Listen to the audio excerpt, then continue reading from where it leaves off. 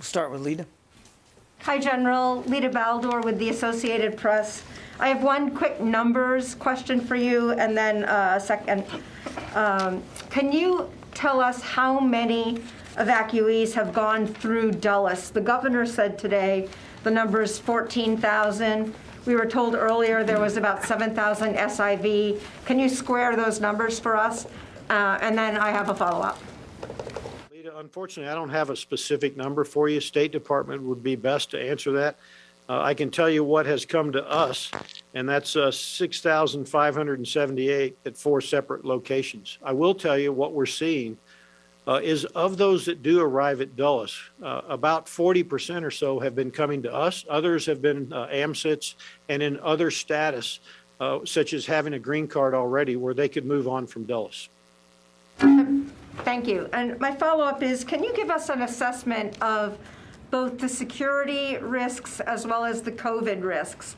As you're doing, and everyone is doing these screenings, what security risks are you seeing? Are you seeing a number of people who are showing up on lists? And then what about COVID? How is that testing going? And what are the threats at the bases for COVID?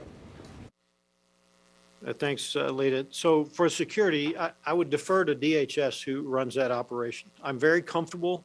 We've worked to streamline that operation.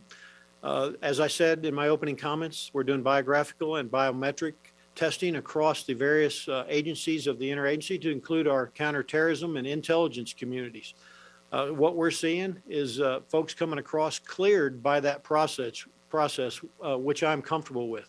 With regards to COVID, the Afghans coming from the Middle East into our locations that we have stood up are all being tested, actually multiple times. We test them 100% upon arrival at each location. They're getting tested at Dulles as well, and en route they get tested. I'll give you some numbers.